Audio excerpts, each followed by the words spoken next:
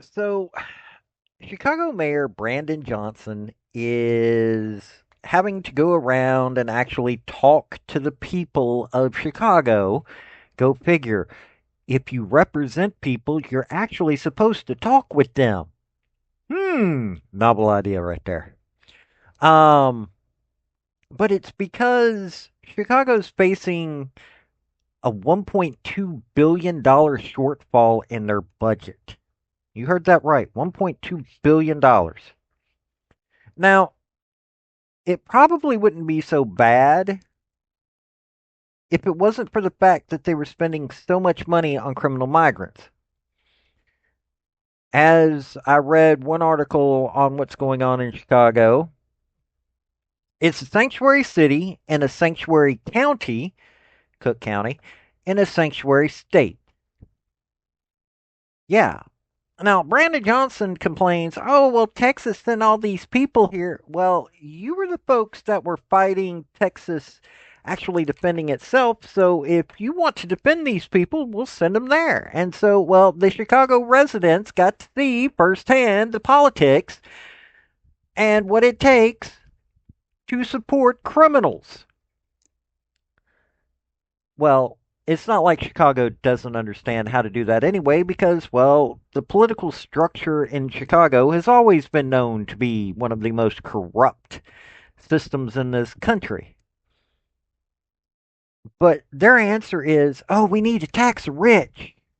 Tax the rich. That's always the answer. Tax the rich. You can't tax the rich when rich get fed up with your BS and say, no thanks. But let's let you hear a couple of clips from local news there on this topic, and then we'll get into it a little bit more.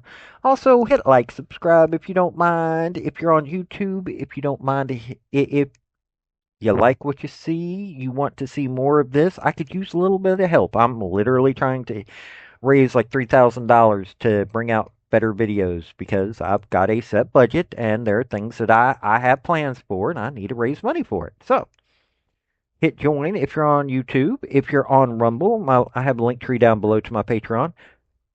I just need a little bit of help. That's all I'm asking for. So here we go. Howdy, y'all.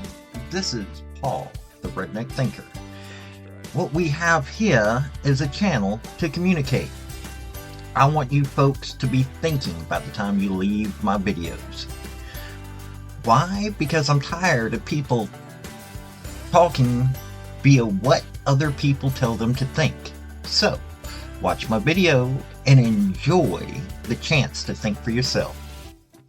Yeah, with an influx of more than 50,000 migrants since 2022, the immigration crisis has strained city and state resources. Chicago Mayor Brandon Johnson defending spending taxpayer dollars on maintaining a welcoming city while being interrogated by the House Oversight Committee in Washington today. Tens of thousands of people transformed into political pawns, bussed and flown from Texas to Chicago over the course of the last 3 years. A city and state left to pick up the pieces and spending hundreds of millions of dollars in the process on the migrant crisis. On Capitol Hill, Mayor Johnson defending that spending. You're the mayor of Chicago.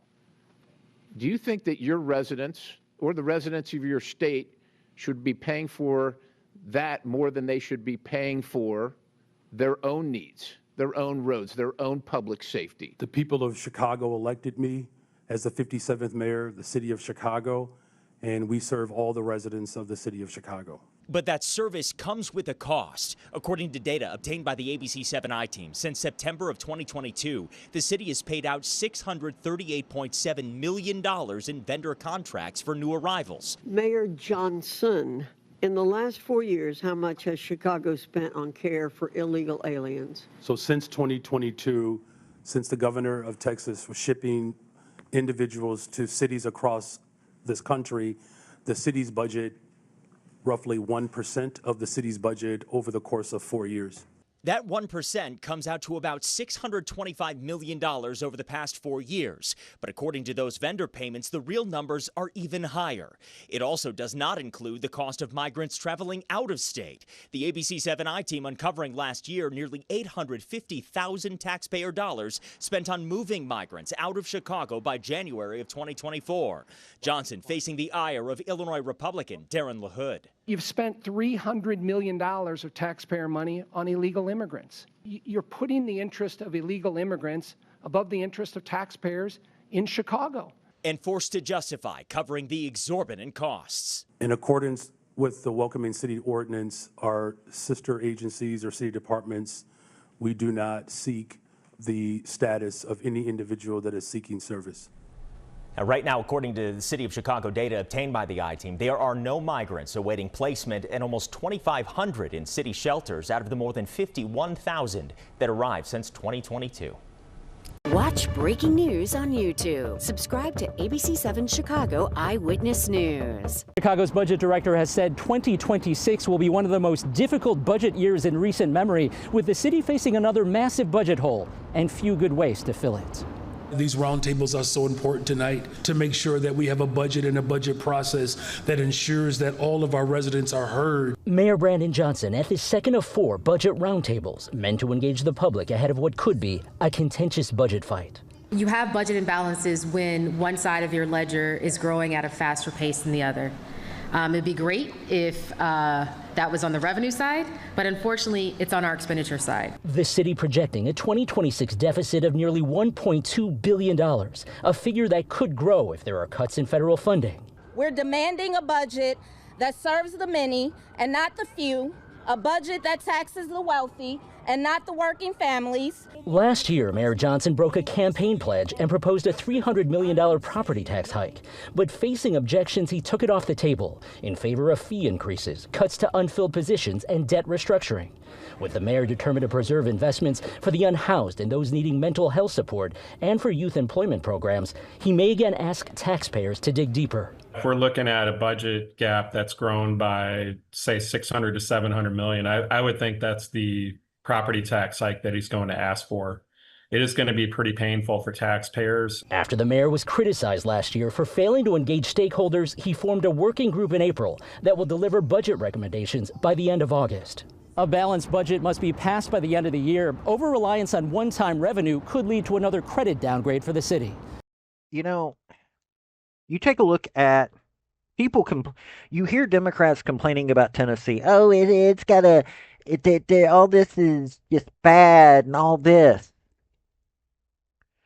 Chicago is short $1.2 billion as a city. Think about that. As a city.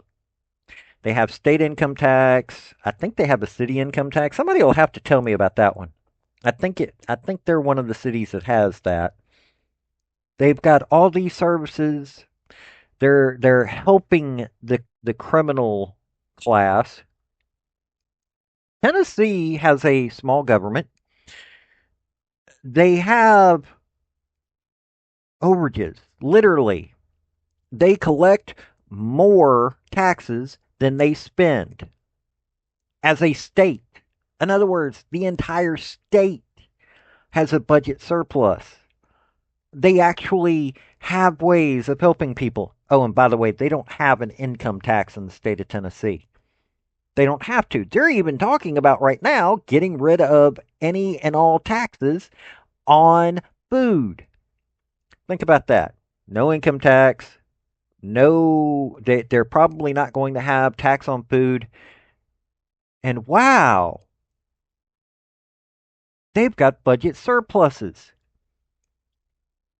Whereas a place like Chicago that provides everything for everybody and is trying to be a Marxist dream, they can't can't get enough money.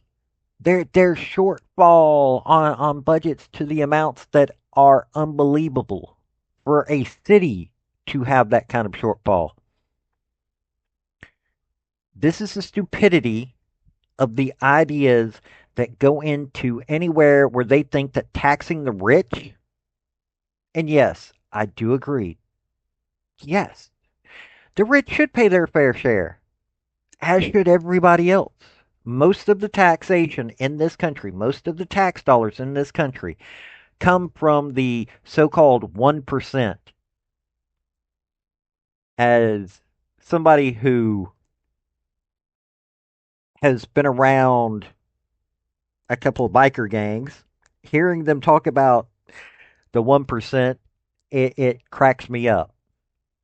But this 1%, most of them are not the ones that you hear on TV. Oh, the bad. No, these are people that have created their own businesses, created their own lives of all skin colors. And yes, they have their own ideas on different things, but they're willing to work hard to do what they need to do. These are not the people you should be trying to destroy the lives of, because that's what taxation is. It's a fine for doing good. But Chicago can't figure that out. But I just thought I'd bring this to your attention. Y'all tell me what you think. Do you think Chicago is out of its frickin' mind? This is Paul, the Redneck Thinker. Y'all have a good day now. Bye.